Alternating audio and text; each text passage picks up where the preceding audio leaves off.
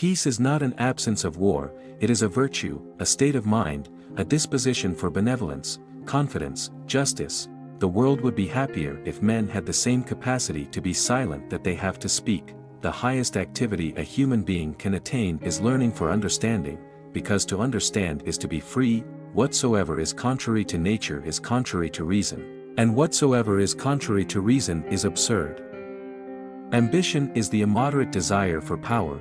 Fear cannot be without hope nor hope without fear. I have striven not to laugh at human actions, not to weep at them, nor to hate them, but to understand them. The greatest pride, or the greatest despondency, is the greatest ignorance of oneself. He alone is free who lives with free consent under the entire guidance of reason. One and the same thing can at the same time be good, bad, and indifferent, e.g., music is good to the melancholy, bad to those who mourn, and neither good nor bad to the deaf. It may easily come to pass that a vain man may become proud and imagine himself pleasing to all when he is in reality a universal nuisance. None are more taken in by flattery than the proud, who wish to be the first and are not.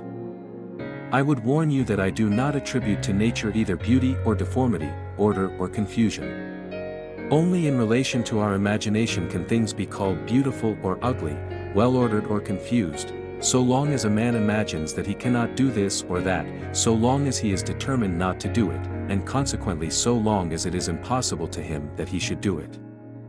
If men were born free, they would, so long as they remained free, form no conception of good and evil.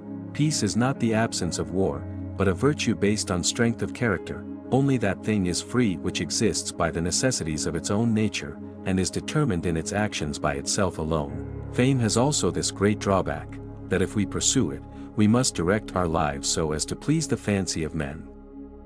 Men govern nothing with more difficulty than their tongues, and can moderate their desires more than their words. Self-complacency is pleasure accompanied by the idea of oneself as cause. Sin cannot be conceived in a natural state, but only in a civil state, where it is decreed by common consent what is good or bad.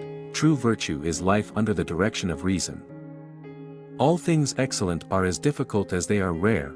All happiness or unhappiness solely depends upon the quality of the object to which we are attached by love. Those who are believed to be most abject and humble are usually most ambitious and envious. If you want the present to be different from the past, study the past. Do not weep, do not wax indignant. Understand. I have made a ceaseless effort not to ridicule, not to bewail, not to scorn human actions, but to understand them. There is no hope unmingled with fear, and no fear unmingled with hope. The endeavor to understand is the first and only basis of virtue. Nothing in the universe is contingent, but all things are conditioned to exist and operate in a particular manner by the necessity of the divine nature. I do not know how to teach philosophy without becoming a disturber of established religion. To give aid to every poor man is far beyond the reach and power of every man. Care of the poor is incumbent on society as a whole. Blessedness is not the reward of virtue but virtue itself.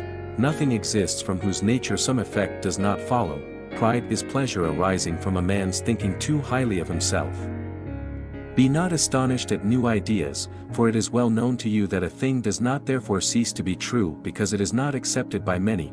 Freedom is absolutely necessary for the progress in science and the liberal arts, for peace is not mere absence of war, but is a virtue that springs from a state of mind, a disposition for benevolence, confidence, justice.